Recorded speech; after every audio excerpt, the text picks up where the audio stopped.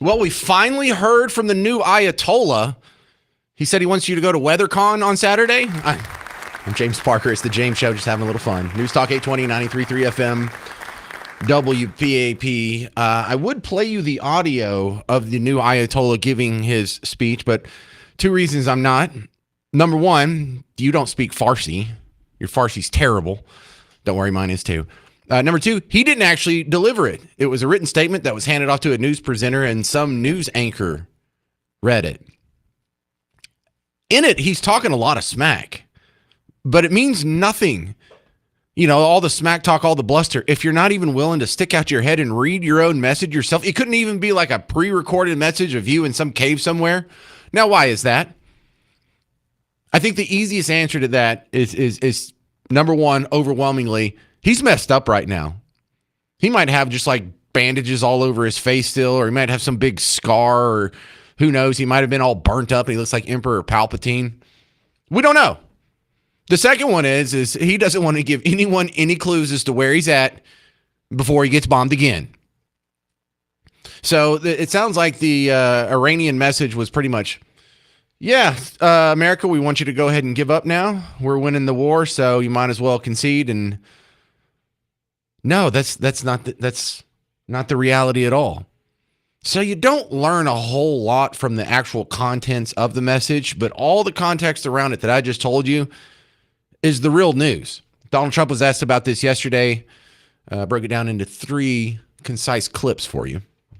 Mr. President, regarding Iran, how long are you prepared to maintain the blockade? Could that go several more months? Well, the blockade is genius, okay? The blockade has been 100% foolproof. It shows how good our Navy is, I can tell you that. Nobody's going to play games. We have the greatest military in the world, and I built much of it during my first term, and we've been building it since. And the greatest anywhere in the world, nobody even close. And you see that, whether it's Venezuela, and they have a good military in Venezuela, but it was over in one day. It was actually over in about 48 minutes. Iran, the same thing. I mean, militarily, we've wiped them out. They have no military left. It's all, the Navy's at the bottom of the sea. The Air Force is never going to fly again. We've got an amazing military. Now they have to cry uncle. That's all they have to do. Just say, we give up. We give up. But their economy is really in trouble. So it's a dead economy. Yeah, what's the cry uncle? Is that a Yankee thing? Because I heard that on TV growing up. I saw that in movies, like in the Christmas Story. Cry uncle, uncle, when the bully's picking on him. We didn't say that down here. We didn't cry uncle. What did we say? What did we say instead of uncle? Stop it. Get off me. I quit. I give. But yeah, cry uncle. So he's using schoolyard vernacular here. Doesn't matter. The guy you're trying to get the message to is so tore up from the floor up, he's not even putting himself on TV. So I don't know what's going to happen from here, but Trump is now insisting that whatever the deal is, the sticking point is going to be no nuclear weapons. And I just don't know how he's going to do that without either the Iranians saying, okay, here it is, or us putting boots on the ground. So a voluntary secession of your nuclear program and the handing over of the uranium, that doesn't seem very likely. The boots on the ground, I don't want that. So I don't like the two options here, but this is the insistence. During the blockade, get Iran to nuclear talks fast enough, or do you think another wave of strikes will be necessary? I don't know. It depends. We have talks. We're having talks with them now, and we're not flying anymore with 18-hour flights every time we want to see a piece of paper. We're doing it telephonically, and it's very nice. I make a call, or I have my people make a call, and you know the answer. I always like face-to-face. I consider it better. But when you have to fly 18 hours every time you want to have a meeting, and you know what the meeting's all about, and you know they're going to give you a piece of paper that you don't like before you even leave, it's ridiculous. They've come a long way. The question is whether or not they're going to go far enough. So at this moment, there will never be a deal unless they agree that there will be no nuclear weapons. All right, so while I admit right now that that's a stretch, the idea that the Ayatollahs are going to hand this over, I don't see that happening. Now, what do we do? Could we come up with sort of like a head fake peace deal where we're like, okay, we're on good terms, and then you wait for the Ayatollah to stick his head out of the ground, and then you give him one of the old, America birthday presents, and then you negotiate with the next guy? Why am I trying to like that one? Because that's what's going to happen. If we don't get a good deal, we don't make them turn over the uranium, we're just going to be in this position here in a year or 2 years or whatever, and then they're going to be causing a fuss and funding terrorists, and there's going to be another October 7th, and we're going to just have to start all over, and it's like, oh, God, here come the Americans. We're going to be doing this again. So while we've already got this table set, let's just go ahead and finish the game. He was actually asked a good question by Brooke Rollins of CNN. Wait, or is she MSNBC? She's CNN, right? I get it mixed up. I think she's CNN. I'm not trying to be disrespectful here because she actually asked a good question. And Donald Trump was so thrown off by the good question, he didn't even answer it at first, but then she circled back and asked it again. And he's right. It's a pretty good question. What do you think will end first? The war with Ukraine and Russia or with us and Iran? Which war would end first? I don't know. Maybe they're on a similar timetable. I think Ukraine, militarily, they're defeated, okay? You wouldn't know that by reading the fake news, but militarily, look, their Navy. So they had 159 ships. Every ship is right now underwater. Typically, that's pretty good. What do you think, Jared? I mean, it's going to be hard for them to make a naval comeback. Okay, now they have an Air Force. Every one of their planes has been shot down or has been decimated. In addition, their economy is crashing. As you know, their money, they call it their money, they don't have a name for it. Their money is valueless. They've got inflation that nobody's ever seen before. Other than that, I think they're doing quite well. Coming up next on the James Show, retired Colonel Wes Martin will share some of the X's and O's with the latest updates on the U.S.-Iran war. 800-288-9227. I'm James Parker on News Talk 820, 93.3 FM, WBAP.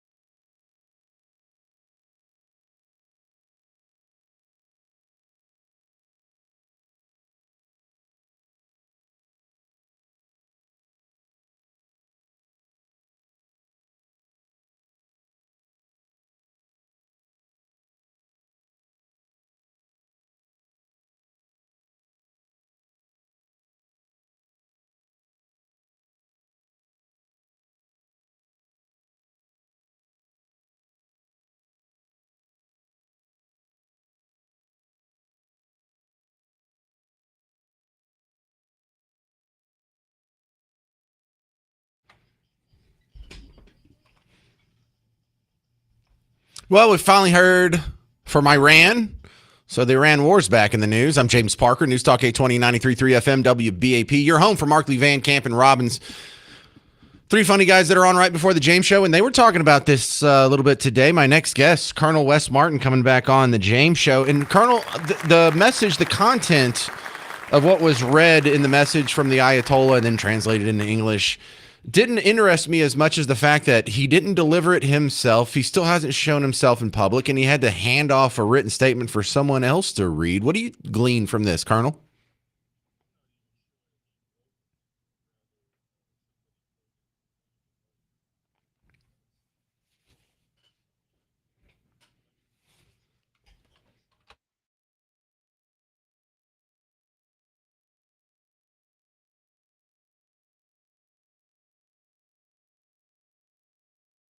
Do we have any proof of life on this guy?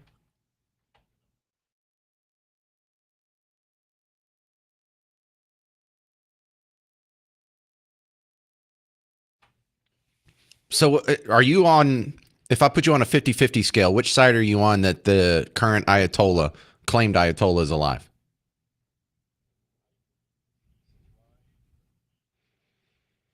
Right? Well, would they hide him from the public if he just had a superficial wound? Like if his face was messed up and they thought, well, this is bad PR and this makes the Islamic Republic look weak.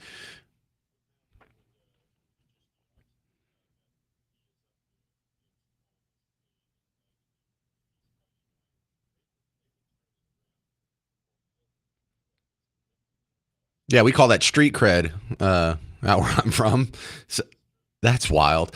Okay, so when we have the latest claiming that Trump is saying we're not going to get a deal without the uranium, I have no military experience, but from my observation, there's only two ways we get it at this point. Either they voluntarily hand it over, which seems possible but not probable, or we have to put boots on the ground to go get it ourselves. Is there a third option I'm missing?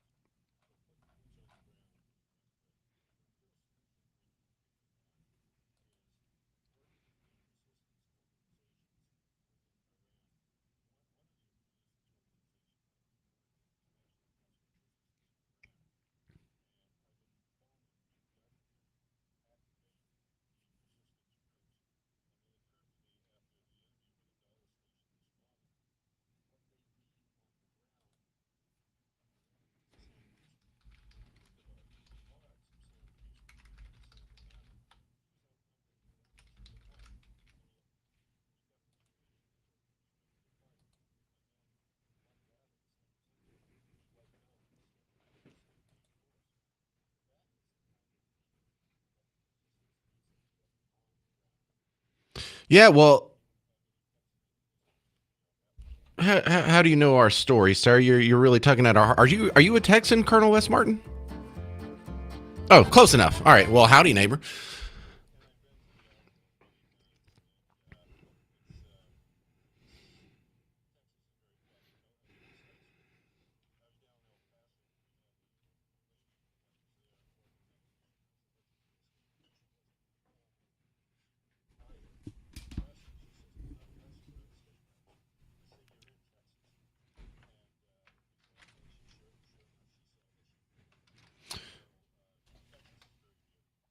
Nice. Well, Colonel Wes Martin, why hasn't there been a people's uprising in Iran?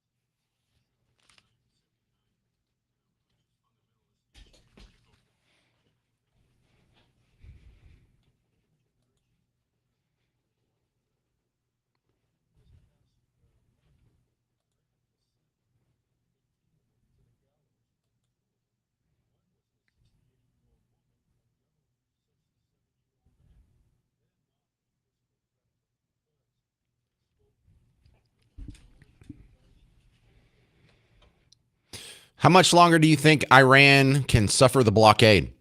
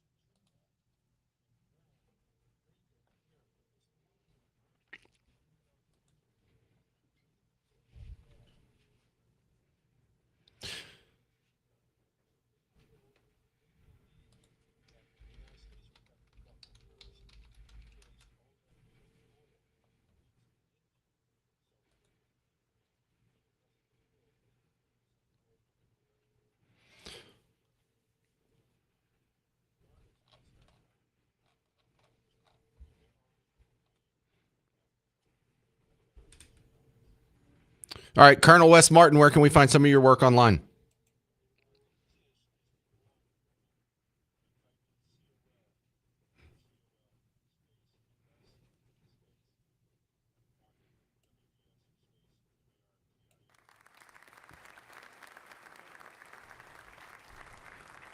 Yep, and your websites. Like I just did that, and your website was the first thing to pop up. Colonel Wes Martin, I appreciate it, sir. Your insights are welcome on the James Show. Coming up next, Donald Trump is taking questions from reporters right now. A couple of them, the questions have been about Iran. I'll go cue that up for you. And we have Pete Hegseth giving the media hell for calling it a quagmire.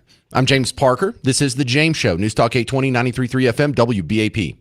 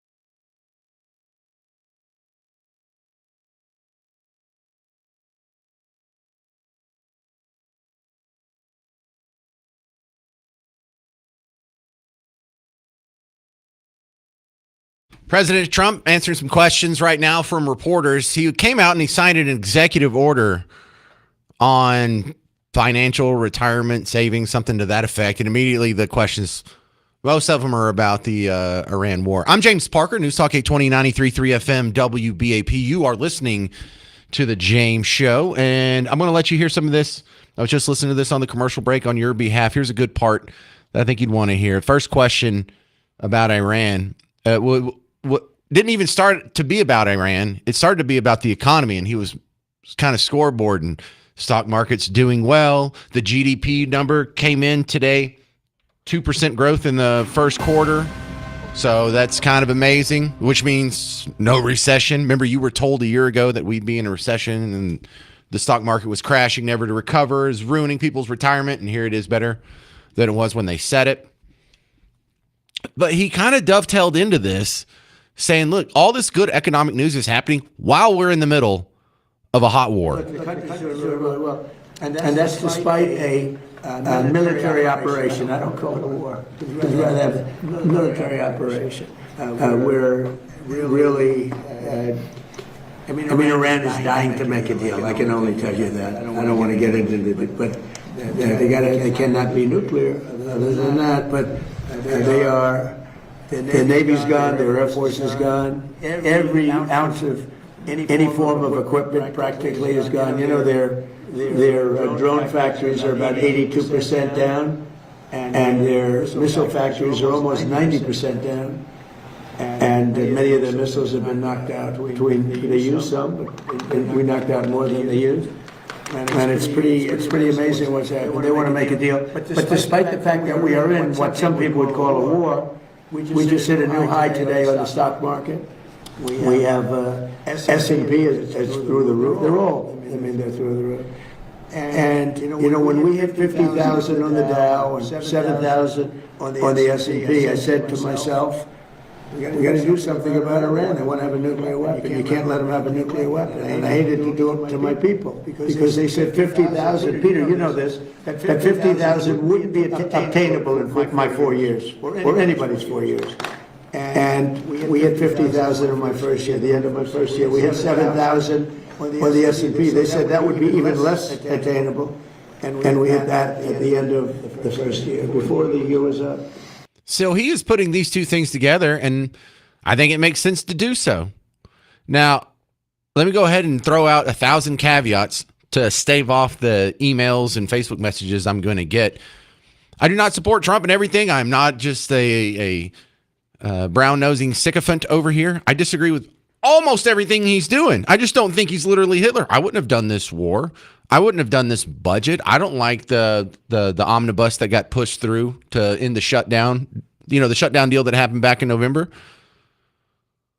But you don't have to call it a quagmire. You don't have to lie about our troops. You don't have to give aid and comfort and support to the enemy. And you're not going to hear me do that. I disagree with this war, but I'm not going to sit there and give them straight up propaganda that they can use. Not that I'm in the position where they would clip what I say and use it against me, but I'm not cheering against our troops. And so this is what Pete Hegseth was talking about yesterday. The biggest adversary that he has right now in the Iran war, and really making a deal and ending the Iran war, the Democrats are blocking all those paths. We're the best negotiator in the world driving that deal. The biggest challenge, the biggest adversary we face at this point are the reckless, feckless, and defeatist words of congressional Democrats and some Republicans 2 months in, I remind you, 2 months in to a conflict. Now, I'm not saying that I know what's going on behind closed doors, and you don't either, but you can easily imagine the scenario where there's some dudes over in Iran who are in bathrobes and they're in some underground tunnel system, scared that the next rumble that they hear is going to be their base collapsing in on them. They can't even go outside because they know anytime they can see the clear blue sky, our drones can see them, and they're pretty much wishing death upon themselves. And maybe they're about to give up. But they hear Chuck Schumer call it a quagmire, or they hear Elizabeth Warren say that we're losing, or we hear AOC or whoever else, just anybody on MSNBC talk about how good Iran's doing, how this is totally unwinnable, how this is a terrible mistake.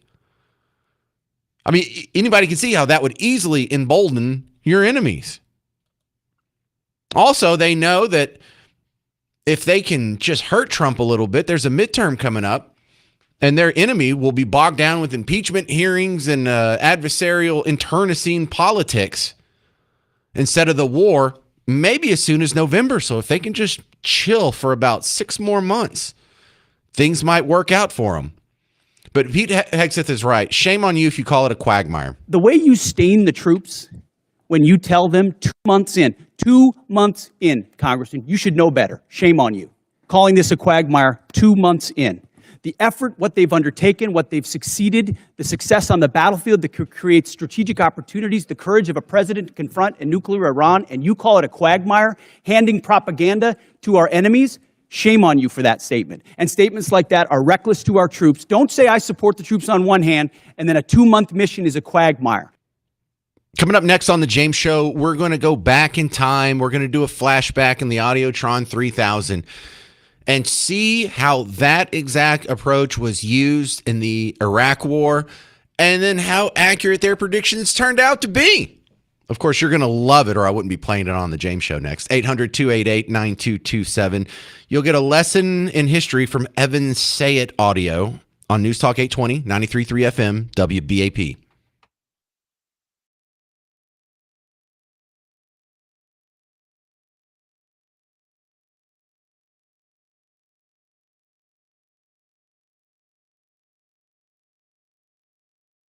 And then I said to Kevin, sorry about this, Kevin, but we have to put out a fire. And the fire is taking place in the lovely country of Iran. And they want to have a nuclear weapon. And if we didn't use this beautiful, see that plane right there? That beautiful B-2 bomber. It looks small there, but it's actually quite, it doesn't look very powerful there, but it's quite large, actually. We ordered 25 more of them, the updated version.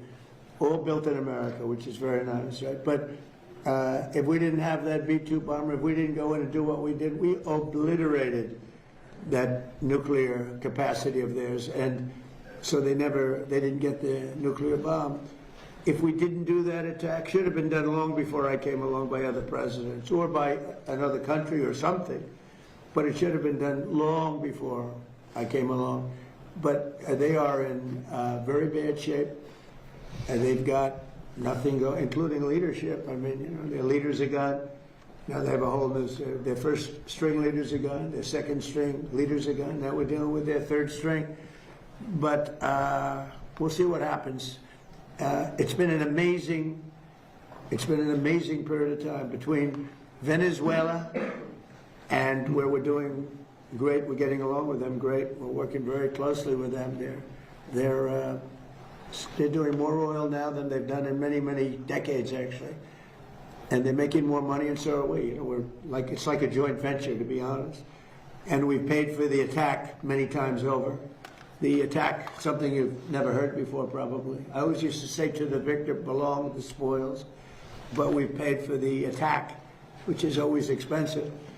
But it was a less than 1 day attack. It was actually a 45-minute attack. And that's a good, they have a good military in Venezuela, but they did not expect that and that and that and that. Other than that.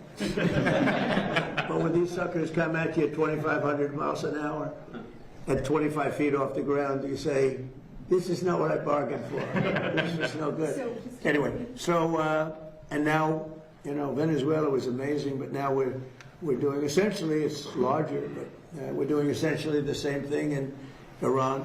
We can't let Iran have a nuclear weapon. And their economy is crashing. The blockade is incredible. The power of the blockade is incredible. They're not getting any money from oil. And hopefully it can be worked out very soon. Yeah. Iran is proving to be very stubborn. The talks seem like they are stalled. Are you getting antsy to break the ceasefire? Well, I mean, I don't know what stubborn is, because really nobody knows what the talks are except my. Are you getting? Hopefully it can be worked out very soon. Yeah.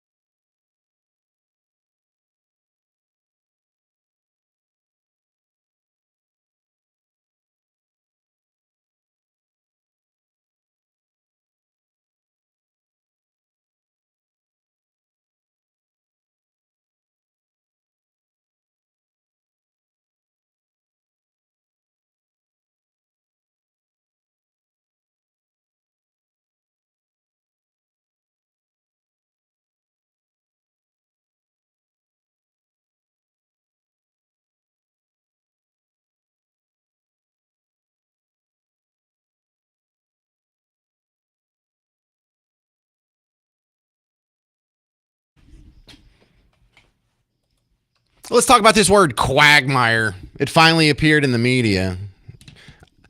Welcome to the James Show, News Talk 820, 93.3 FM, WBAP. I am your host, James Parker, on your home for Markley, Van Camp, and Robbins. They do a lot of stories you're not going to hear anywhere else. Check them out. All right, so we're going to go back in time here because it finally happened, and I was expecting this.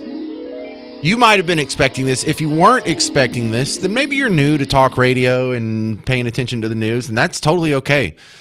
Let me show you how much I was expecting this. Do you remember going to war against Iraq? And the invasion of Baghdad, it took like 3 weeks, but a couple weeks into it, the New York Times was calling it a quagmire. In fact, I don't think you really appreciate in hindsight how absolutely atrocious the reporting was from the media. You feel like the media now is worse than ever. I'm not sure if it was worse than it was when it was reporting on our invasion of Iraq. Because we had Abu Ghraib, a series of pranks and hijinks against some prisoners of war where no one was killed, no one was hurt, no one was maimed, no one was injured. It was kind of embarrassing, but it was on the front page of the New York Times for 42 days straight. You understand how bad that is? Evan Sayet gave a speech in 2013 where he went back and he reviewed from 10 years before, now that we had a little bit of hindsight, what it looked like and how silly it looked. Because by the time 2013 had rolled around, not only was there not a quagmire, we knew we rolled Baghdad over in about a month. They had elections not too far after that, and it's been, by Middle East standards, pretty stable and peaceful country with, all the air quotes and caveats that come with being a Middle East country. But this was Evan Sayet talking about this 13 years ago. So I'm not surprised. I was waiting for this to happen. Because if your source for intelligence during the first battle to liberate the people of Iraq was the New York Times, you were being told that our forces were pinned down, that it was a bloodbath. They even used the Q word, folks. Talk to me, I'm here. It was a quagmire. When our forces arrived in Baghdad 3 weeks later, it was in fact the culmination of the swiftest military victory of its kind in all of human history. Never before in human history had that much enemy territory been traversed in so short a period of time. Quagmire was in fact the swiftest military victory of its kind in all of human history. If CNN had been your source for intelligence leading up to the first democratic vote in Iraq, lowercase d, you were being told that our mission was a failure, that the streets were chaotic, that virtually no one would go out and vote, and those who did would be mowed down by Al-Qaeda. What then happened? Exactly the opposite. Millions of people went out and voted. A higher percentage of Iraqis voted in that election than Americans voted in our own election, which had taken place only a few weeks prior. Not only did millions of Iraqis go out and vote, they dipped their fingers in purple and they danced in the streets for hours. And to my knowledge, not a single one, not one, was killed by Al-Qaeda on that day. We can go on and on. The Tea Party movement is a handful of violent kooks, while the Occupy Wall Street movement is a mass movement of thoughtful and loving and caring, peaceful people. No matter what it is, it's diametrically opposed to the truth, always to the advantage of the evil, failed, and wrong. So the question becomes why? Yes. So the ability of your statements and your proclamations to stand the test of time is probably the best litmus test you can give your worldview. And you just saw how the reporting, the worldview of the New York Times and just the standard Team Blue media, politicians, academia, celebrities, musicians, they were all falling on their face in the record of history by saying all that. And the things that Evan Sayet was saying 13 years ago still stand up just as fine today. That is a beautiful test on whether or not you have the correct worldview. How does it stand up through time? And you heard some obvious parallels there. At the very end, did you hear The Tea Party is branded as this hateful, racist, bigoted group of people you got to look out for. They're dangerous. But the Occupy Wall Street crowd was super nice. This is the same thing they're doing now. Look out for MAGA. Look out for domestic terrorists. Look out for white supremacists, white rural rage. Meanwhile, BLM and Antifa, no, they're fine. They're not terrorists at all. They're great. What are you talking about? These are the freedom fighters. These are the good guys. Also, President Trump was asked a good question by Steve Ducey during the break. I paused it on my DVR over here. I thought you'd like this exchange. This is live now. Iran is proving to be very stubborn. The talks seem like they are stalled. Are you getting antsy to break the ceasefire? Well, I mean, I don't know what stubborn is because really nobody knows what the talks are except myself and a couple of other people. They want to make a deal badly. We have a problem because nobody knows for sure who the leaders are. It's a little bit of a problem. The leaders have been wiped out along with their military, almost all of their military. Think of it, 159 ships was their total Navy. 159 ships are gone. They're underwater. They're way below sea level. Sea level. It's a big difference. It's pretty deep waters over there too. So I don't know that we need it. We might need it. And on Iran, a little while ago, the president of FIFA said that when the World Cup is here in the U.S., the team from Iran will be playing in the games. Well, if Johnny said it, I'm okay. Did Johnny say it? He did? What did Johnny? All right.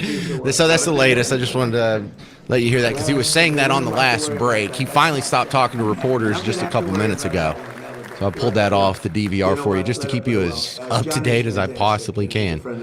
Those previous comments you were hearing from Evan Say, that was him at the Heritage Foundation in 2013. Someone sent me a message about that. If you want to watch the rest of it, it's on YouTube. Also, make it a summer of live music. Get $30 tickets to some of the hottest shows this year, like Jimmy Eat World, Guns N' Roses, Billy Idol, Motley Crue, Tim McGraw, more. Offer runs through May 5th, 1 week only. Go to liveNation.com/Summer of Live, not Summer of Love, /Summer of Live to get this special deal for WBAP listeners.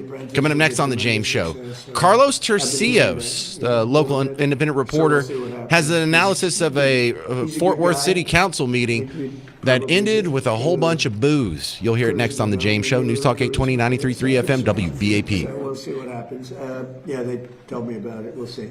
Mr. President, thank you, Mr. President. There's been some talks about changes to your security after what took place. Changing my security. Changing your security after what took place. Well, they did a pretty good job, actually. You know, they stopped the NFL running back. I mean, he was like a running back. In fact, if he ever got out, they're probably going to sign him. He was no good or something in front of me.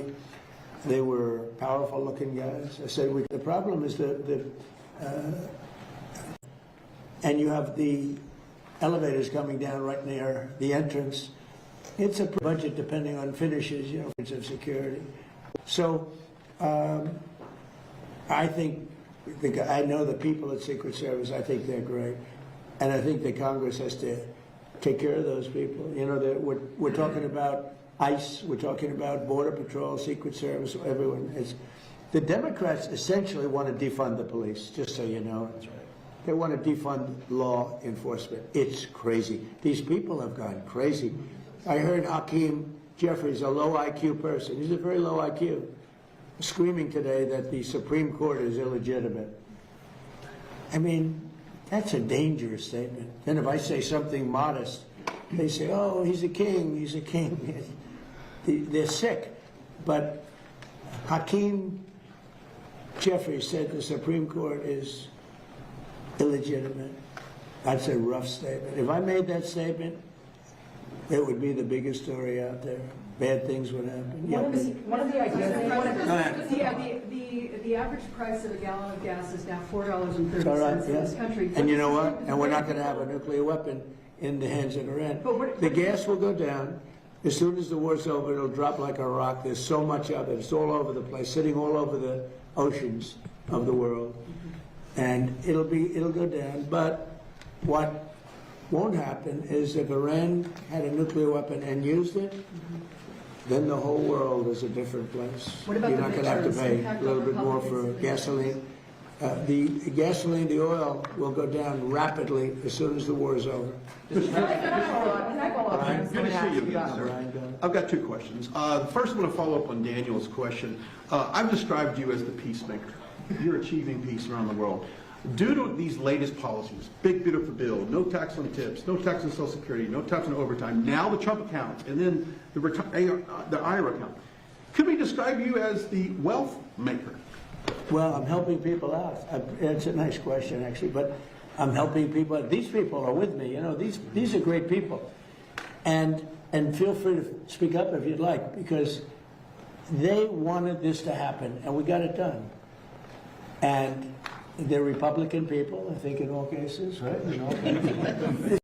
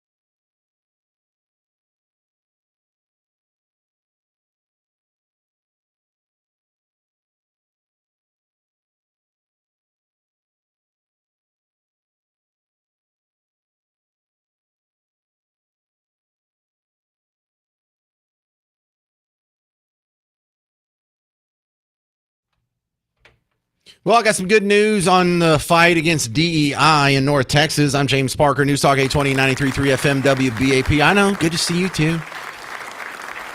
My next guest is a semi-regular on the James Show. He wears a lot of hats. He's with the Tarrant County Republican Party. He's with the Dallas Express as a freelance writer. He's also part of For Liberty and Justice, which has an event coming up we'll tell you about later. But Carlos Tercios, back on the James Show. Welcome back, Carlos. Well, I saw that you got some video from the Fort Worth ISD meeting this week where they voted to end DEI. Did I get that correct? I just heard everyone griping after the vote came in.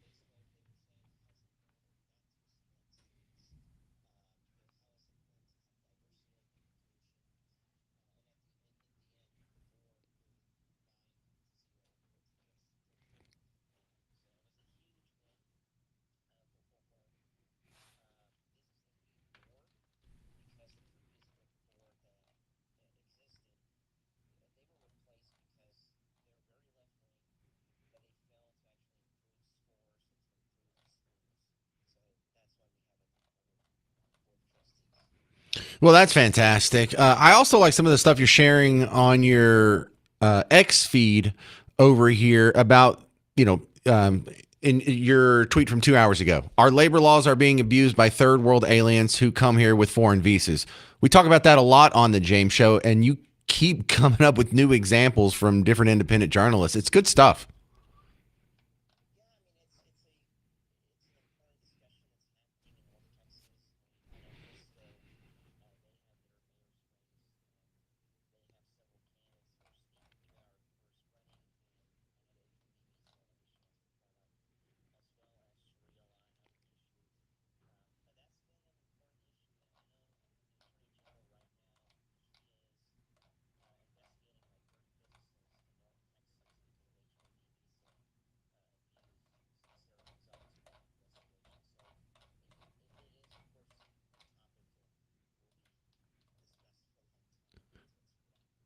Yeah, you know what? That was another piece of news that I just saw today. About 4 hours ago, Ken Paxton announced an official investigation into a lot of these businesses that we were talking about earlier this week, where Sarah Gonzalez goes and knocks on the door. Hey, 55 H-1B workers work here. This looks like a regular house. And he's like, no, you're at the wrong address.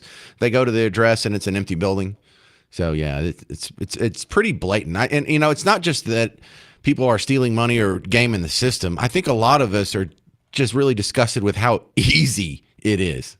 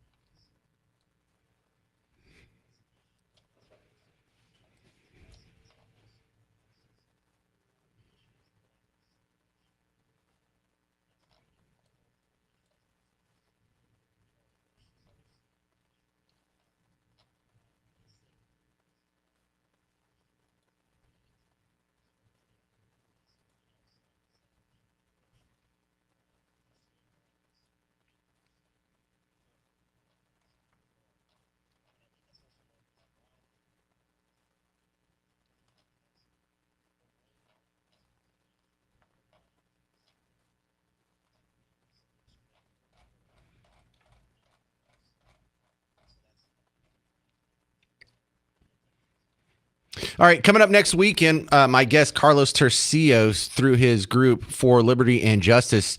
You guys have a night of action, but it's starting at 2:00 in the afternoon.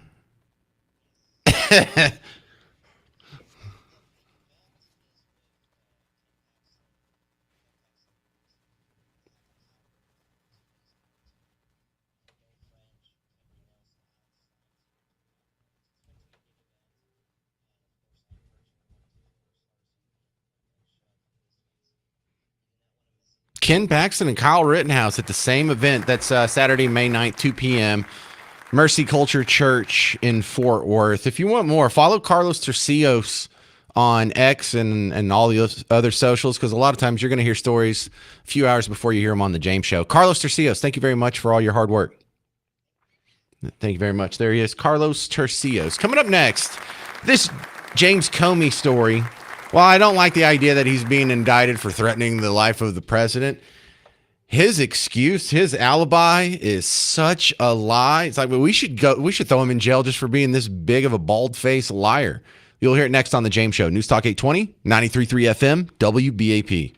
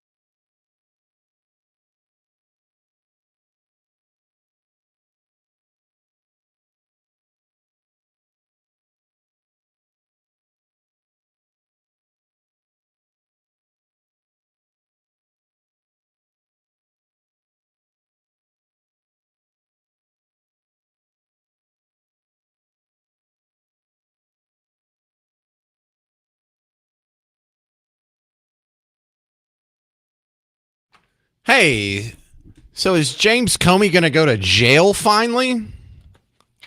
I don't think so, but it's a fun story. I'm James Parker. You're listening to The James Show on News Talk 820, 93.3 FM, WBAP.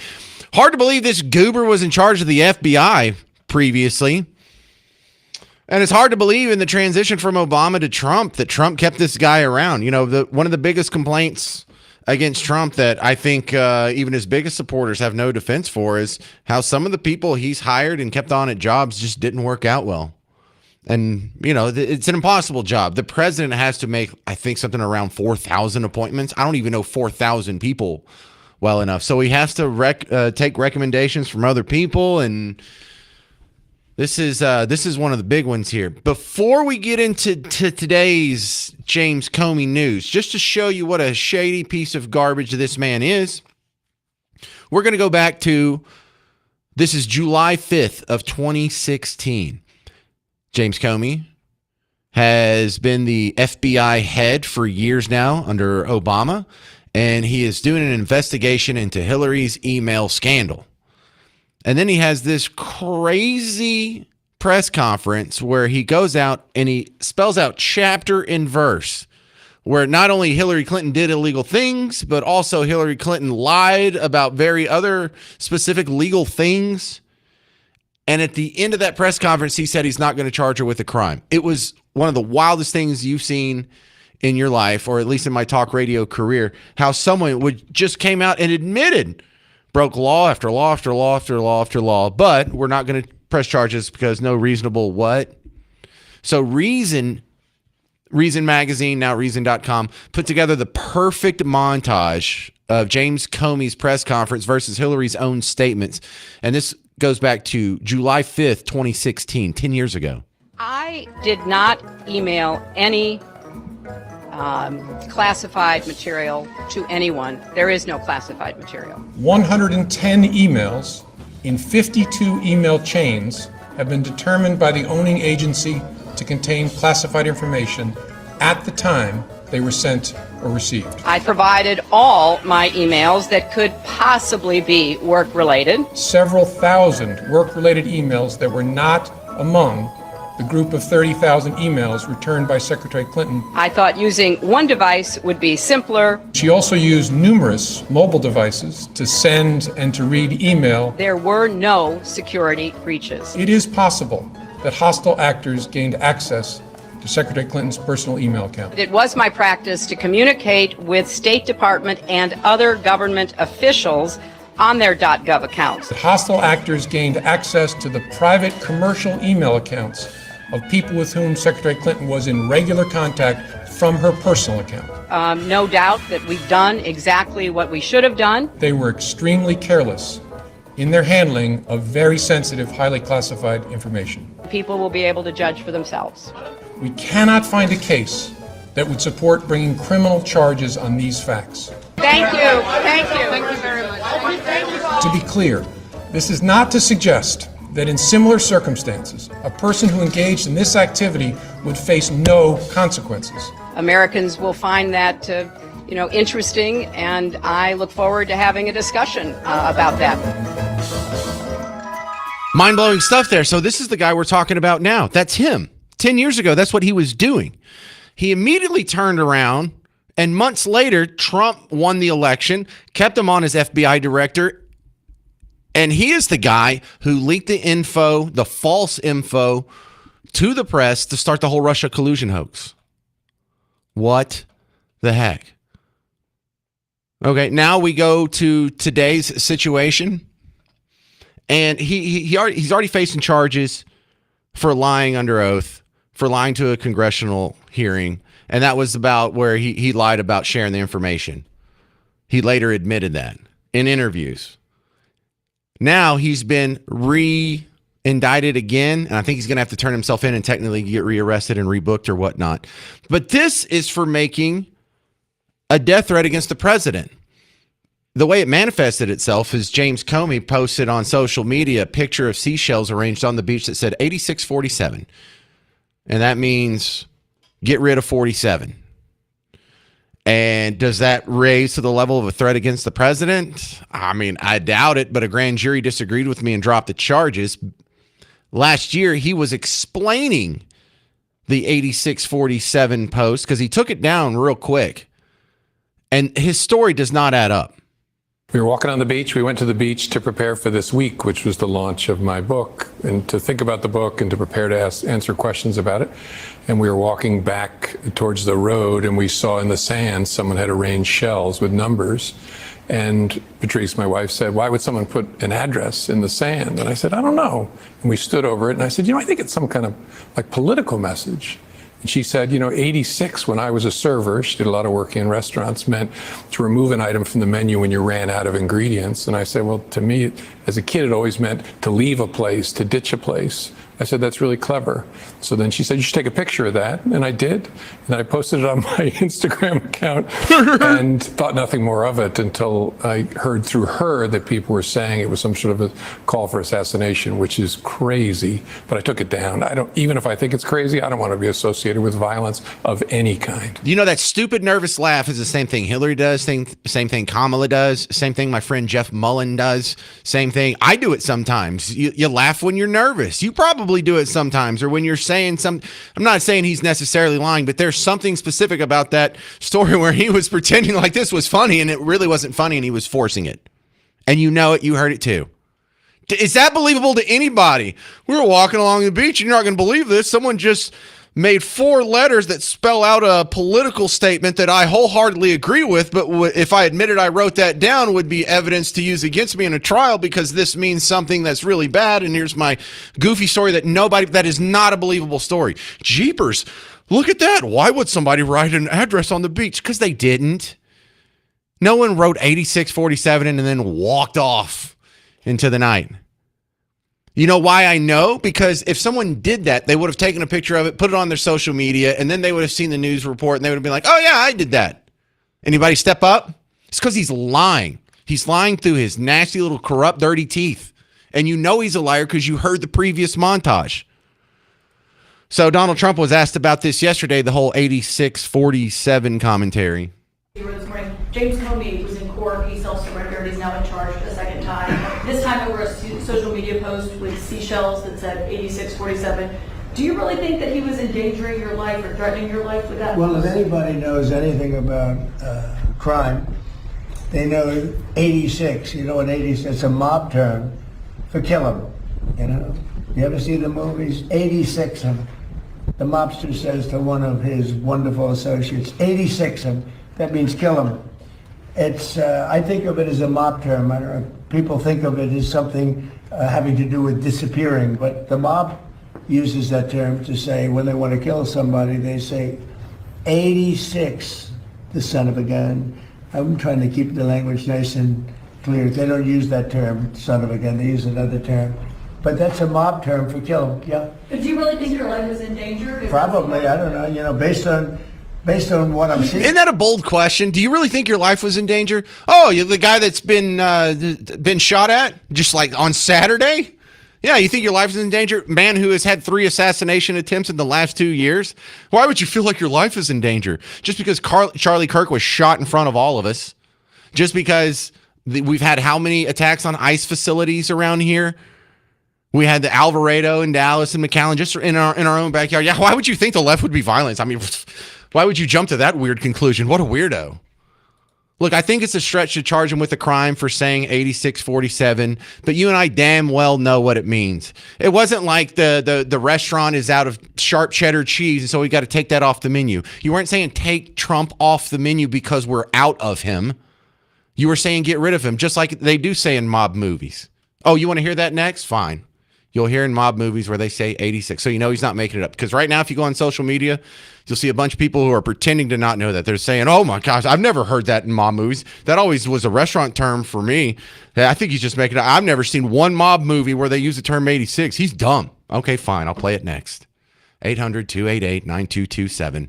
I'm James Parker on News Talk 820, 93.3 FM, WBAP.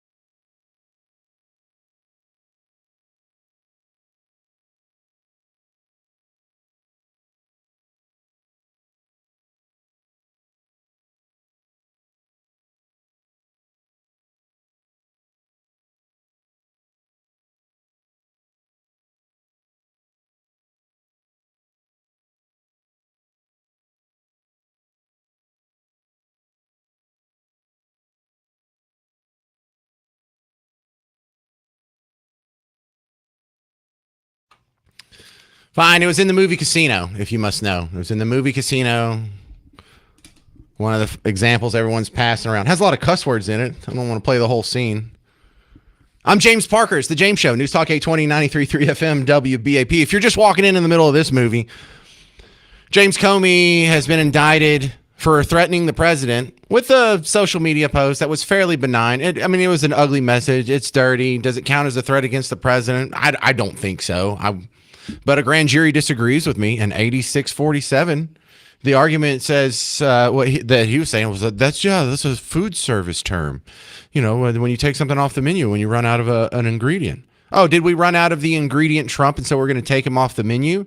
Or did you mean that in the get rid of him 86 term, like the mob uses? Or his excuse doesn't make sense. The idea that he didn't put the shells in the number sequence to begin with is not believable. Oh, jeepers, we just happened across these 4 letters that happen to spell what many people could interpret to be a threat against the president, or at least a wish of harm against the president. So no, I don't think he should be indicted. I don't think it's a crime, but definitely he meant 86 Trump, as in get rid of Trump. Brent in Lake Weatherford, you're on News Talk 820, 93.3 FM, WBAP. James, all I can tell you is that when Bill Clinton got in there, he fired everybody across the board in the White House. He fired the maids. He fired the motor pool. He got rid of everybody. And that's where, and I didn't have any way to get a hold of Trump when he got in there, because I knew, being a political science junkie all my life, that was going to happen to him. And that's exactly what happened to him in his first term. He's finally, he's a very smart man, but that's why Bill Clinton excelled the way he did. And of course, Trump's a negotiator, but I'm just saying that's how Bill Clinton did things, and Trump didn't in his first term. And of course, now he's trying to get back. Yeah, Brent, I think a lot of people remember that because that came up in Trump's first term when he got rid of some prosecutors. And people were saying, well, he's selectively, for political reasons, firing these prosecutors, and that's wrong. And you're right. It was immediately brought up. I'm sorry. On Bill Clinton's first day in office, he fired every acting attorney general that wasn't a Democrat. Absolutely. So he absolutely. He fired he even got rid of some of the Democrats. Clinton, he knew. Well, we know Bill Clinton. That's Forrest Gump would say. That's all I got to say about that. So this whole James Comey situation, do you think he should be charged with a crime for the 86-47 social media post? Does that count as a threat against the president? Oh, I guess he just dropped off. All right, I'll ask you. Do you think that counts as a threat against the president? Because I feel like most of America, who isn't totally just sucked into the political polarization, can have both things be true. Number one, James Comey did mean he was hoping for Donald Trump to get taken out. I think he intentionally left it vague enough that it could be interpreted as not as I'm encouraging someone to murder the president. But when we are not even 1 week away from the last assassination attempt, what were we talking about Monday and Tuesday on the James Show? We've got to stop with all the hot political rhetoric. We've got to tone it down. We've got to stop saying things that make crazy people like Cole Allen think it's acceptable to shoot at the president. And so now James Comey runs afoul of that moral and ethics, but is it illegal? I don't think so. However, what a scumbag to sit there and lie about it. Oh, jeepers, we just came across these four numbers in the sand. No, you didn't. That's not believable. And my wife's like, well, why would someone write an address in there? That doesn't make any sense either. You see 4 numbers, you think of an address? BS. You wrote that and you're like, well, how else could this be interpreted? And now you're telling this false story to backfill so you don't sound guilty. Because you know what the truth is. He went out there, he wrote 8647 because he thought it'd sound cool because he hates Trump and he's a never Trumper and all his friends are never Trumpers and the people he goes to cocktail parties with hate Trump and all his friends on Facebook hate Trump and all the people in his group chats hate Trump. And so he was just going to be the cool kid in the room. 8647. Isn't that clever? See what I did, guys? And then he erased it and made up some bogus story about it. We're just surrounded by lowlifes You realize that, right? We are surrounded by liars. But one of the frustrating parts about this is how many people aren't even putting the obvious clues together. And I think just to brag on my own generation a little bit, I think Gen X can really nail this down better than the boomers, better than the millennials. Gen Z is actually pretty promising, the people under the boomers. But we just do something more and more often than the millennials and the boomers do. Gen X is good at this thing called critical thinking. Oh God, another thing that was crazy about Generation X, I don't even know if you can talk about this anymore, but we did this thing, it is so weird, okay. It was called critical thinking, and it's so crazy. So basically what you would do, this is like in the old days, you would listen to both sides of a story or a topic or an issue, and then you would make your own, this is crazy, you'd make your own opinion that would then guide you through life. Yes, Gen X, we are wild. Critical thinking. You should try it. No, I'm not saying you should try it. I'm saying people who don't listen to the James Shaw already, this outside world, the one that thinks maybe men can have babies or the earth is flat or socialism is better than capitalism. You should try that. 800-288-9227. Everyone who threatens Trump, should they get charged with a crime? I'll say no, but I'll explain myself next on The James Show. News Talk 820, 93.3 FM, WBAP.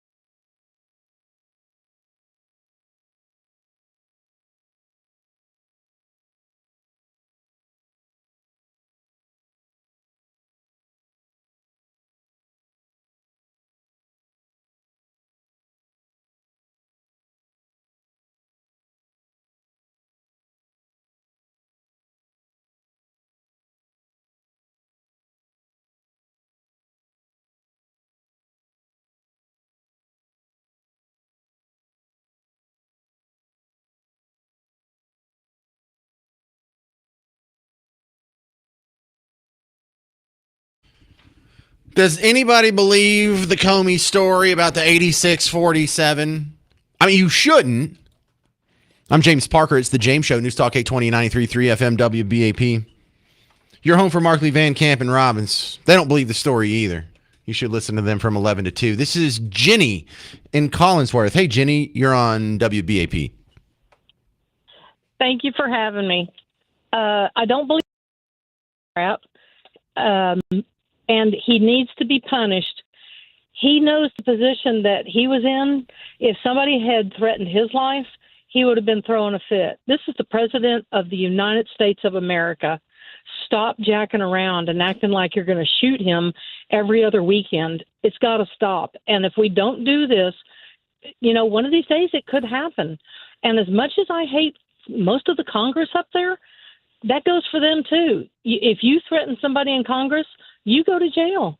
You've got to do something. Enough's enough.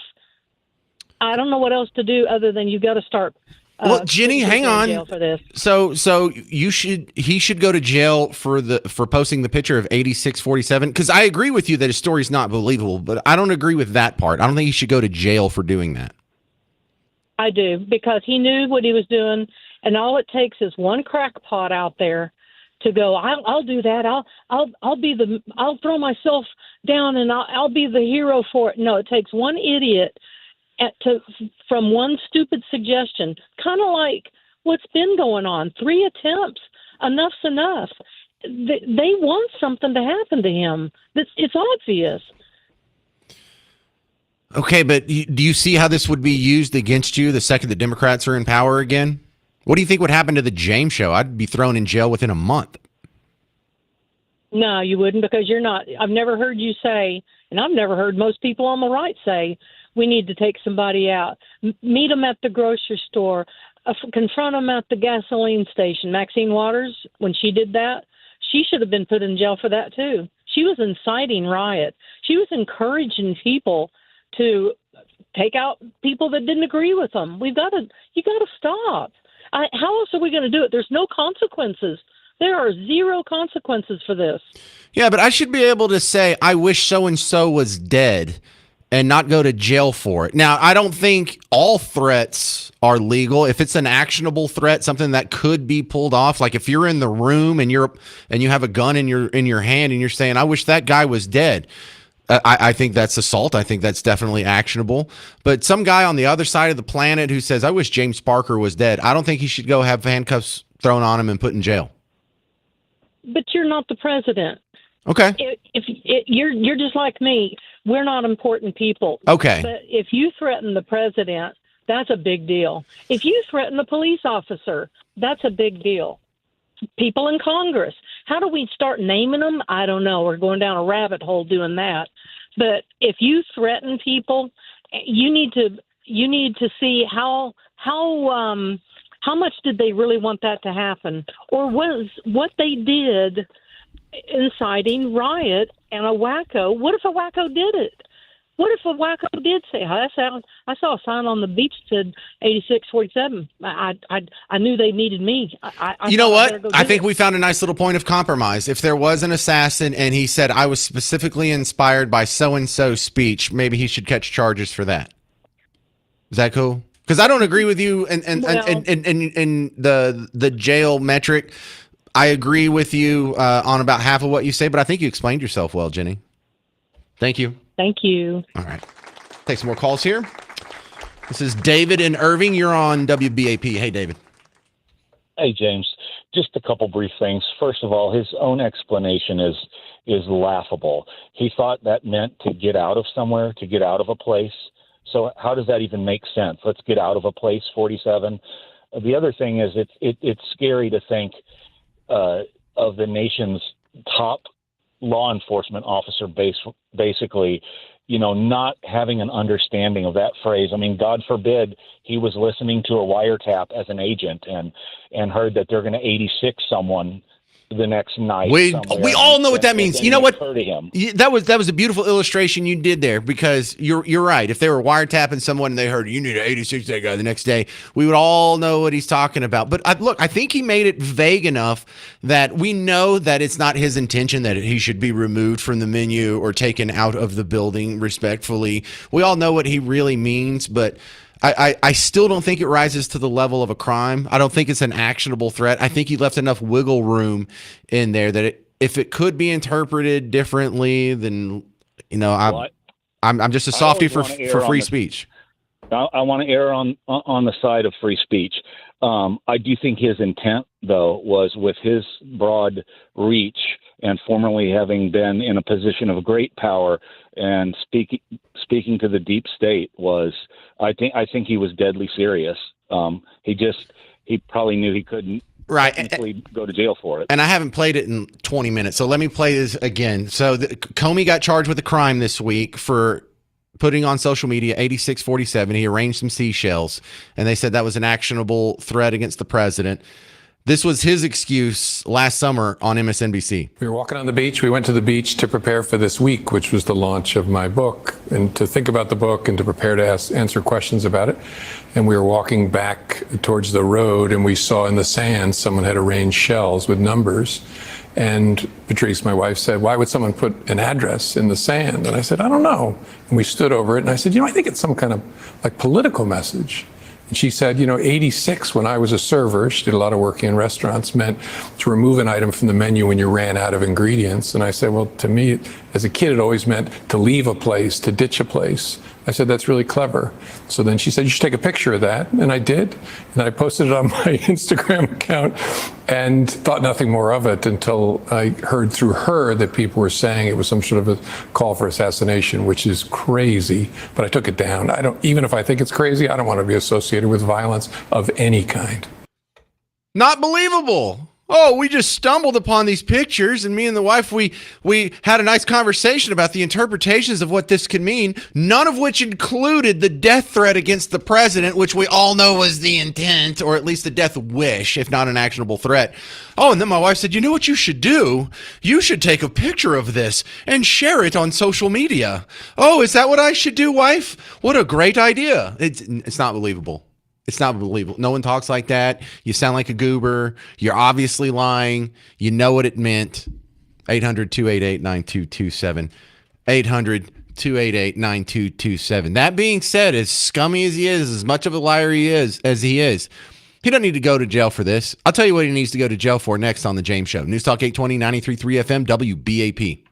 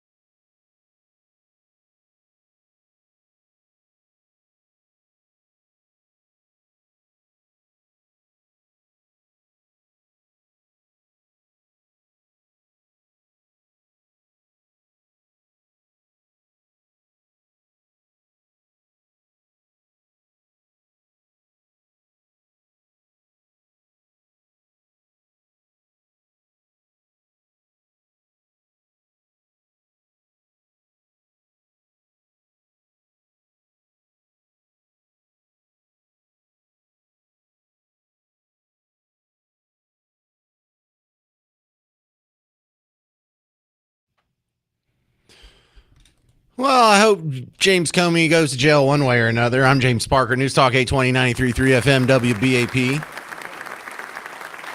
I don't think it should be for the 8647 social media post. I think the man should go to jail for lying to Congress about leaking the information to the Washington Post reporter, or I think technically he leaked it to his friend who is a professor at some college in Connecticut, if I remember correctly, who gave it to the media, who started the ball rolling falsely of the Russia collusion investigation.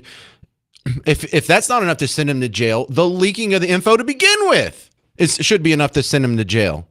So the leaking to start a collusion with bad intent, classified information, then lying about the Congress. But this was years before 8647. 8647 means nothing compared to what this guy actually did. And if you want to keep the ball rolling, he needs to go to jail for all the lying he did in the Hillary Clinton investigation, because in hindsight, it's clear to see a man who is that partisan, a man who wrote 8647, who openly not just wished for death upon Trump, but thought it would be mainstream and cute enough to make a fun little seashell picture and put it on social media. This was the guy that was in charge of bringing Hillary Clinton to justice. Well, that doesn't make any sense, especially what was going on in 2016. Oh, that's right. Hillary was running for president. So what you had was a Democrat partisan, dishonest hack running cover instead of Hillary Clinton really being investigated by a real law enforcement agency, by a real Justice Department, by real law enforcement. This political hack tanked the case and set her up in the 2016 election. Lied about it to Congress. Then, or after he set her up, then started the Russia collusion hoax, then lied about it to Congress. 8647, if he's going to go to jail for something, if it's that, fine. But that's like the 19th thing I'm concerned about with him. And his story makes zero sense. Oh, we just happened upon some shells that were already in the shape of a number. Did a human being put him there? Or did they just magically wash up and make that? It was providence from God. Brian in Mesquite, you're on the James Show. Hey, Brian. Hey, I think maybe I'm surprised he didn't just say, "Hey, I got it confused with 6-7." You know, that was a dumb excuse that he came up with. Yeah. Yeah, I don't think he should go to jail for that, because I'm with you. I'm all for freedom of speech, but I would just like people to remember, you know, what they tried to do to Trump for the January 6th riots. Tried to, you know, throw him under the jail, and then he got banned from Twitter for his comments. You know, so it's I'm just, the Republican side, we always seem like we're playing defense instead of offense. So maybe it's about time we played some offense. Yeah, well, how do you respond to the two wrongs don't make a right? Yeah, I don't want to infringe on freedom of speech, but we need to start playing some offense and get ahead of this stuff, because we're reactionary all the time, it seems like, on the Republican side. I'm not so much worried about what's going to happen later when the shoe's on the other foot at this point. Do we remember Trump's final tweet before he was kicked off of Twitter? I don't. Yeah. So the end of that, go home with love and in peace. Remember this day forever. That was the last thing he wrote on Twitter. Just because he was saying we need to fight doesn't mean that we were literally needing to go out and fight somebody, you know, and I don't think Comey literally meant he wanted somebody to off Trump. Now, before the Capitol got stormed, he said, this was one of his final tweets, not his very last one, but he says, "I'm asking for everyone at the U.S. Capitol to remain peaceful, no violence. Remember, we are the party of law and order. Respect the law and our great men and women in blue. Thank you." That's January 6th. Yep, that's true. And we remember that Pelosi denied the National Guard from coming out there, and it's like they wanted it to happen, and they were inciting it themselves. Yeah, they need that. Just like the SPLC needed the violence to happen at Charlottesville. How many informants did they have in the mob? How many of them were pushing for that? Yeah, we all know. It's all kabuki theater. And you know how we know it's kabuki theater and it wasn't really a right-wing riot? Because there's no such thing as a right-wing riot. That's how we know. That would have been the first one in all of history. All right, I'm going to take another call here. Steve in Greenville. You're on the James Show. News Talk 820 93.3 FM WBAP. Hey, Steve. Hey, I've got a different take on what 86 means. In the bar industry, it means to kick somebody out of the bar. I've heard that. I've worked at bars. I've worked at restaurants. Being said, I don't believe Comey's explanation. I don't know what the charge would be, but I think Comey should be charged for like dereliction of duty for not prosecuting Hillary because he had all the evidence. He admitted he had all the evidence in his testimony to Congress. So maybe he could be prosecuted for that. Well, did you hear the montage I played a couple segments ago of James Comey back in 2016? Yeah, that's okay. Exactly what I'm referring to. He said he gave all the evidence that they had against her and then said, oh, no, we're not going to charge her.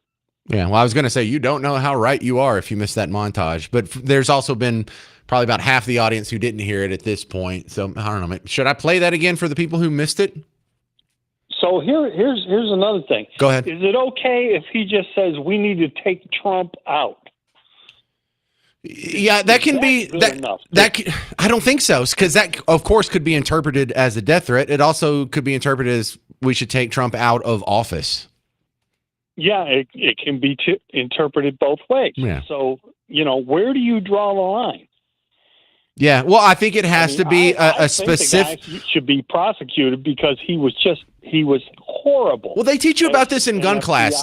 Director. Hang on, Steve. So I don't have any legal training, but in gun class, they teach you what an actionable threat is, like when you are and aren't allowed to, justifiably defend yourself. And so someone saying 86, the James Show, I don't have the right to go defend myself and go just squeeze off around saying, hey, he was threatening me and end his life. But if a guy is saying, I'm going to kill you, and he's on the other side of the room and he's 4'10" and he's 86 years old, that's not an actionable threat either. However, if it's a big guy standing next to me and he's got a machete and he's like, I'm going to kill you, and he's not like smiling or joking, and we all know he's not reading from the script of some weird play, he means it. That's an actionable threat. And I don't think James Comey got nearly close enough to do anything illegal with the 8647, but he's done enough illegal stuff. He should be in jail anyway.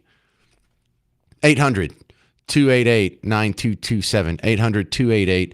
800-288-9227. All right, for the new people, I'll play that montage we mentioned earlier because it really does underpin the context of this entire case. So we'll hear more about the James Comey, and then we'll get an economics lesson coming up after that. I'm James Parker. It's News Talk 820, 93.3 FM, WBAP.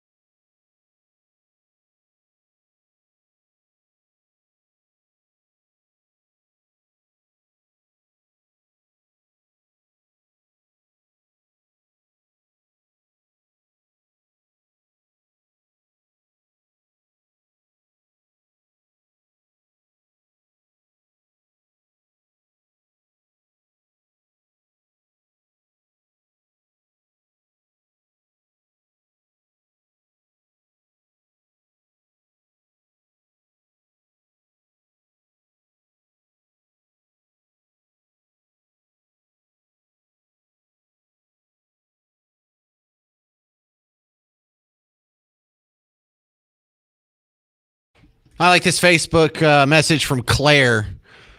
Al Capone went to jail for tax evasion, so sometimes you take the ugly win. Okay. Claire, I'm convinced. I would be okay if Comey went to jail. This is the James Show, News Talk 820, 93.3 FM, WBAP. I'm your host, James Parker. You're home from Marley Van Camp and Robbins. No, Claire, you know what? I think you're making a good point.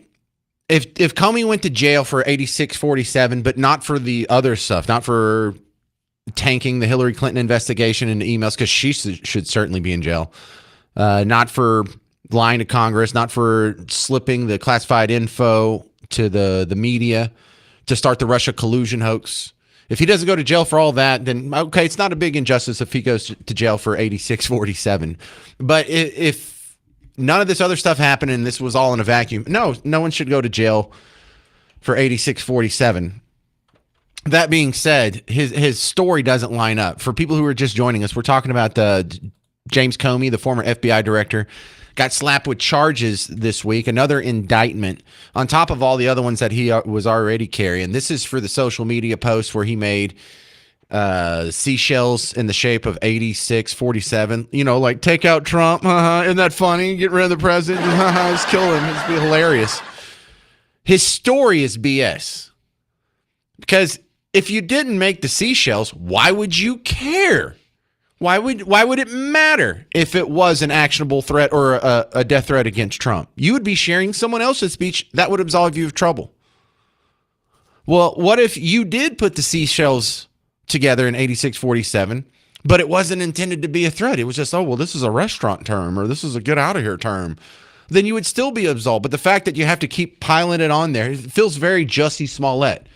Oh, they were wearing MAGA hats? What'd they do? Well, they punched me. Oh my God, they punched you. Yes, and then they threw bleach on me. Really? Yeah, and then they put a noose on me. Come on. This is the level of BS that keeps piling up, and it's just not believable. We were walking on the beach. We went to the beach to prepare for this week, which was the launch of my book, and to think about the book and to prepare to answer questions about it. And we were walking back towards the road, and we saw in the sand someone had arranged shells with numbers.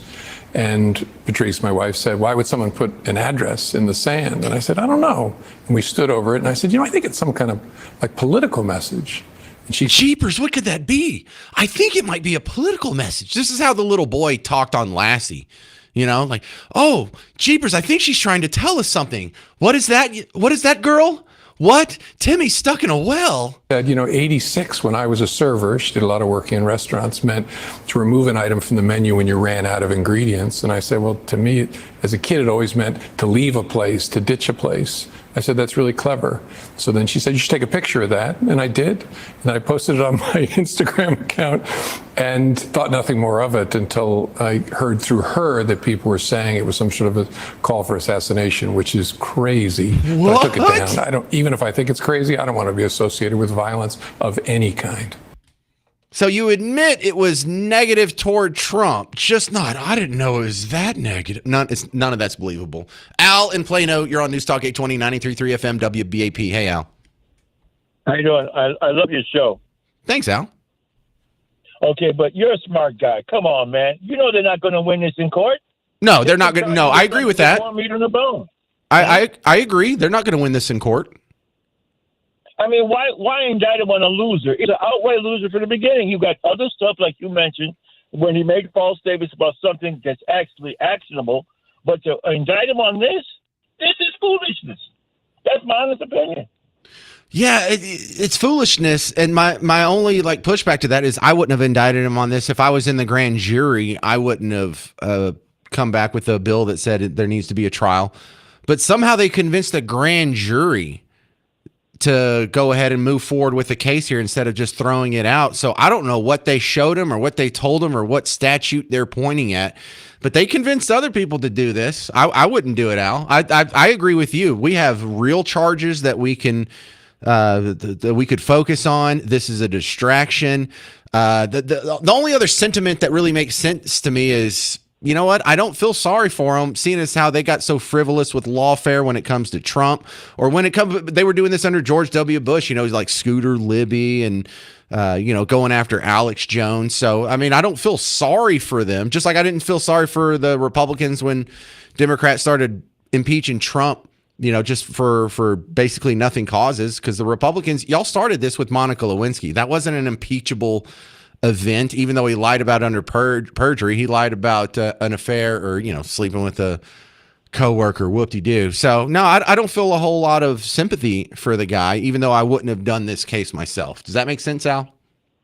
Well, I agree with you because the bottom line is this, okay? Trump sometimes does things that always is puzzling. This is puzzling. Why would his DOJ waste time on a win case they will not win? Will not win. Well, from a personal standpoint, it's got to be fun to make this guy suffer and dance and spend time and resources, and instead of enjoying his retirement and hanging out with Patrice on the beach, definitely not putting seashells into any numerical order. Instead of doing that, now he's got to face the same sort of lawfare hell that Trump's gone through for the last 3 years. Well, you make a good point on that. I don't disagree, but like I said, I really love your show. I just thought I would, make my comment on this. They need to look for something they can actually get a conviction on. This is not going to work. Agree. I like it. Thanks, Al. Sally in Irving, you're next up on the James Show. What do you think? Yeah, I think all the 86 stuff, the menu items, etc., came from the same thing, which is the old mafia: rub him out, kill him, get rid of him. There wouldn't be any other temperate way of using it. Oh, drop the ice cream from the menu. No, it's get rid of it. Kill. It's the same word, and that's what he means. Yeah, well, I don't know if kill it. I don't know if it started in the restaurant industry and moved to the mob, or started with the mob and moved to the restaurant industry. But any rational person, critical thinking, would see that, Sally. Yeah, of course he meant to get rid of Trump. Of course he meant to. And we don't think he meant of natural causes. Exactly. All right. Well, great call. Thanks for listening, Sally and Irvin. You guys doing great today. 800-288-9227. 800-288-9227. Looks like I can share some more hot opinions on Comey from emails when we get back. But also, we're going to have to talk about economics a little bit, because this whole tax the rich thing got addressed on the Bill Maher show. And I think you're going to like what he actually had to say about this. I'm James Parker. It's News Talk 820, 93.3 FM WBAP.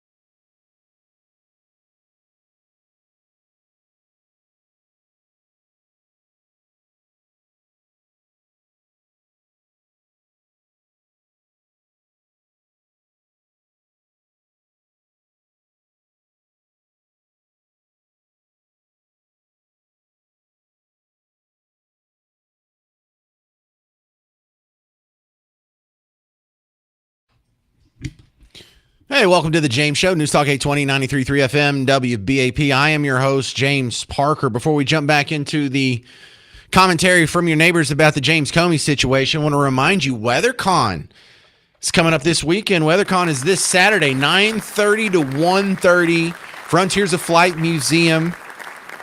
I am a father, just like you. I got 4 kids.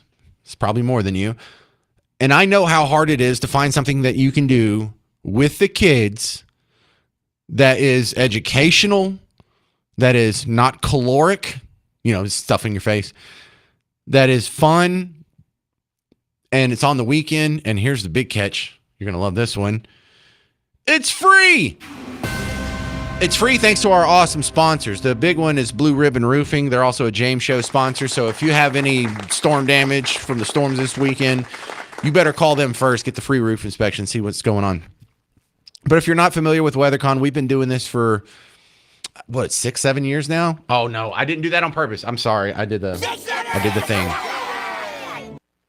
But it's actually cooler than it sounds. You go there, and there's going to be a bunch of booths set up with events for kids, and the freebies where the different sponsors and people who are weather adjacent share their wares.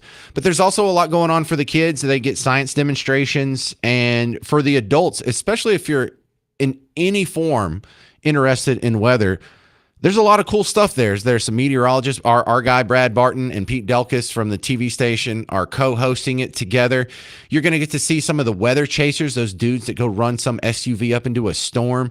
They have their modified vehicles for display. And then the Frontiers of Flight Museum is awesome on its own, and you get to go in for free. So if you just want to look at the space capsule or some of the old planes or read the walls and the history of airlines and whatnot, it's amazing. So I'll be out there. I would love to meet you. And the big one is you get to hang out with Hal J. First 200 people through the door get a swag bag with WeatherCon merch that includes this hat. Look, I brought the hat today, so if you're watching on the video feed, see the WeatherCon hat? Pretty sweet. I know. I already leaned on the promotions department training, and they got me one. And you don't have one, do you? Ha, ha, ha. Joe in Grapevine, you're next up on News Talk 820, 93.3 FM WBAP. James, honor and a privilege, and I am so proud of you, my friend. Congratulations on the new ads that I've heard you on. I listen, and I encourage everybody to support our sponsors, because without them, this show, this station could not be possible. And I'm so happy to hear you are advertising for other stations as well as your sister stations. Is it Bruce or your boss or whoever? Congratulations to all of you. And patriots out there, I hear you. Such great calls from men. Love our women, passion callers as well. So support James here as well as the station. I had to say that, James. I love you, Joe. You should call in every day. Anyway, go ahead. Well, no, I'm sincere. That's something we all need to stand together on this. It's very, very important, because you couldn't be here, am I wrong, if we didn't have our sponsors. Well, look, the good thing about being a free market capitalist pig is I don't have to act like I'm doing this just for the good of the people, or I'm doing this for the cause, or to make the world a better place. No, I'm doing this to make money for the people who are buying commercials between my segments, and I don't have to shy away from that. I have no shame in that. I don't think there's anything unethical or embarrassing about that. I don't get these people who are like, look, I'm not here for the money. I'm just here for the shut up. You're here for the money. You're not doing it for free. I'm not doing it for free. And look, as a free market capitalist pig, you should expect me to say, hey, buy everything you hear on the commercials. Just spend all your money with them. But no, your point stands that, look, we don't do this for charity. We don't have any pledge drives. We don't get any taxpayer money from the Leering Center or some scam.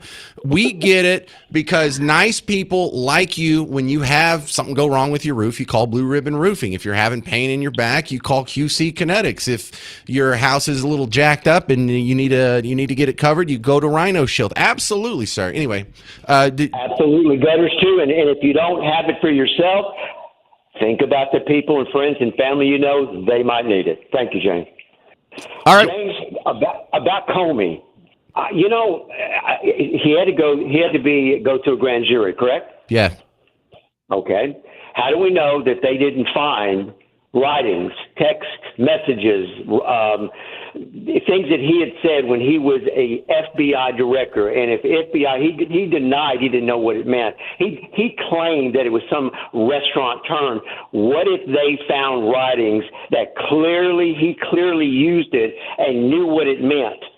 What if that was said, and him being an FBI director, and he comes out and to act like that he didn't know what this meant, but yet he puts it on the internet. No, I get it. Hey, that would change things. Good call, Joe and Grapevine.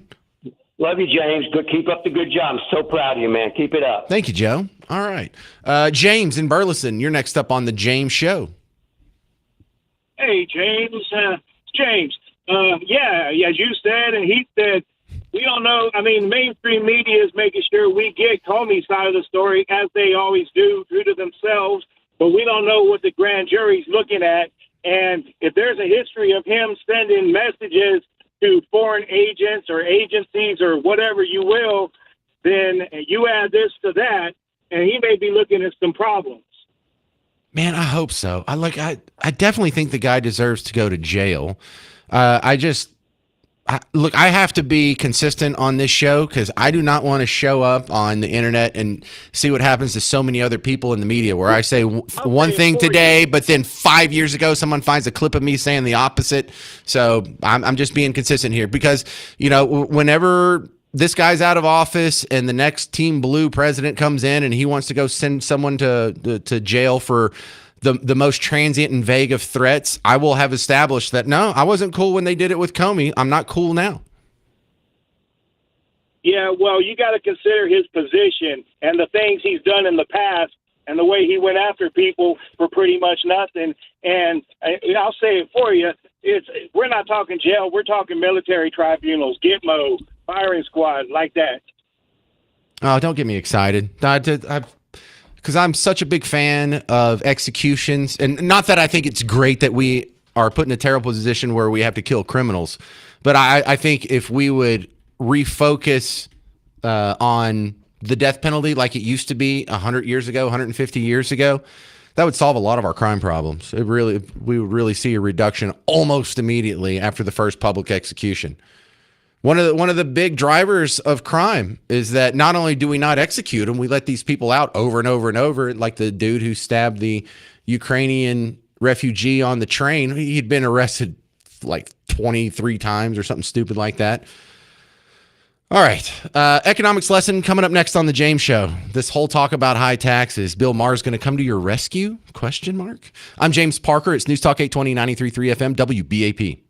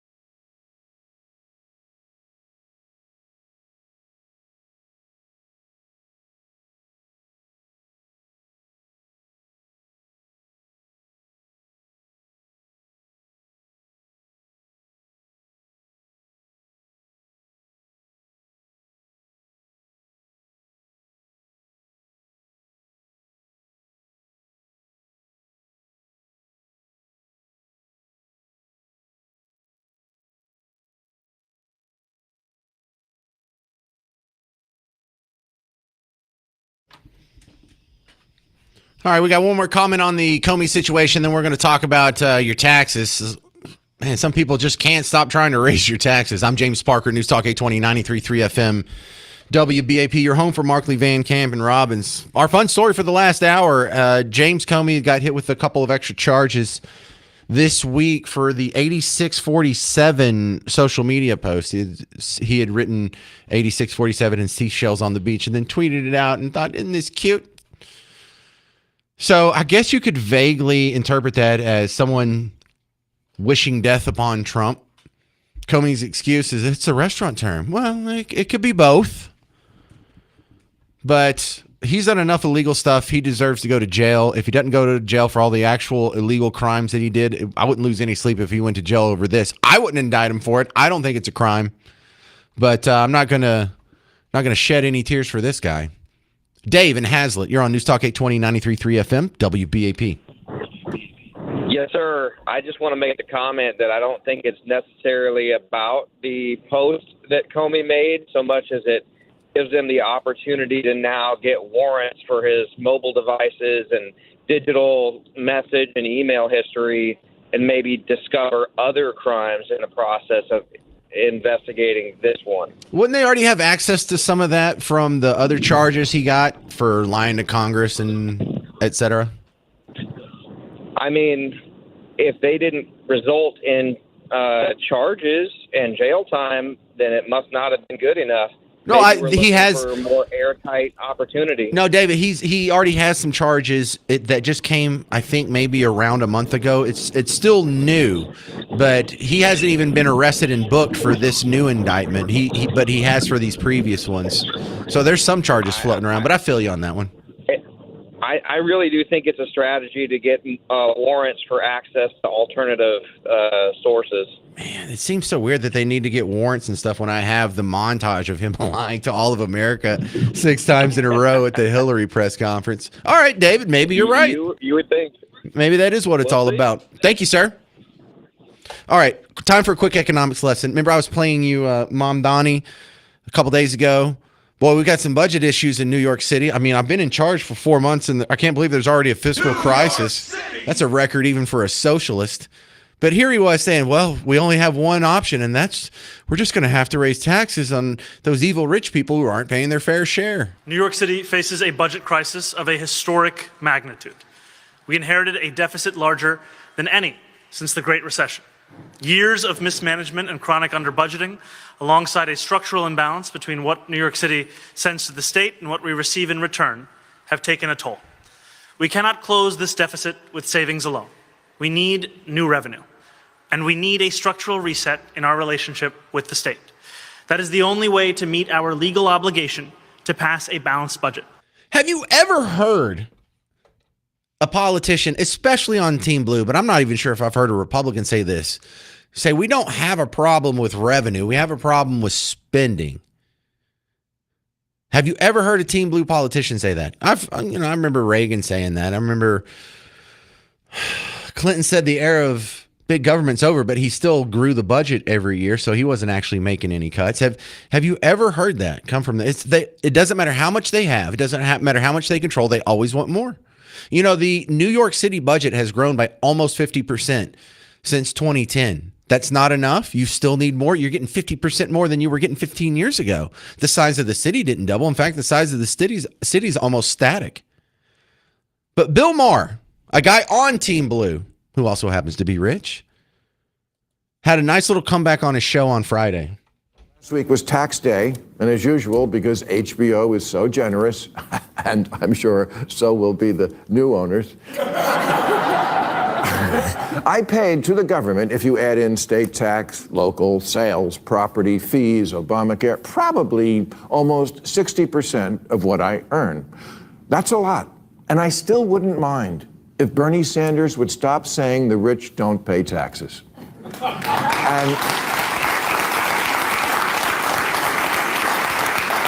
And while I'm sure the super rich with their army of accountants and corporate loopholes get away with murder, us regular rich people pay a ton of taxes. The top 10% pay 72% of all federal income taxes, and the bottom half, 3%. The Democratic Socialists talk about socialism like we don't already have a lot. Social Security, unemployment, Medicare, nutritional assistance, Medicaid, Obamacare, disability, housing subsidies. Again, not against it, just the same question. How can you be soaking the rich and failing the poor so badly? It'll never end until you make it end. They do not have a revenue problem. They have a spending problem. You should fight against every spending program. And I want you to think of that when you go to the ballot box on Saturday and there's all these stupid bonds that are all over the place. I was going to talk about Lancaster today, but I ran out of time. They have $191 million in debt, and that's just like a little 4A school. They want to throw on $736 million more dollars in debt. We don't have that. DISD has the largest bond package in Texas history. The city of Dallas wants to tear down City Hall, build a new stadium and a new City Hall. We don't have the money. And if you don't stop them, they won't stop on their own. You have to put your foot down. No new spending. In fact, cut spending, and definitely no new taxes. In fact, cut taxes. And until we demand it, we're going to get what we deserve. All right, thank you very much for hanging out today. A couple of reminders here. Number one, WeatherCon is coming up on Saturday, and I want everyone to come out there. I would love to meet you. 9:30 in the morning is when the doors open, and we will be there until 1:30 in the afternoon. So come on out, bring the kids, and it's absolutely free. Also, Rick Springfield, he's having his concert on May 2nd, Saturday as well. Tickets and information at arlingtonmusichall.org. And my friends the Toadies have a concert Saturday night as well. You can check that out at thetoadies.com. And thank you to the drummer for assisting me in the Hall of Fame judging yesterday. I'm James Parker. This has been The James Show. News Talk 820, 93.3 FM, WBAP.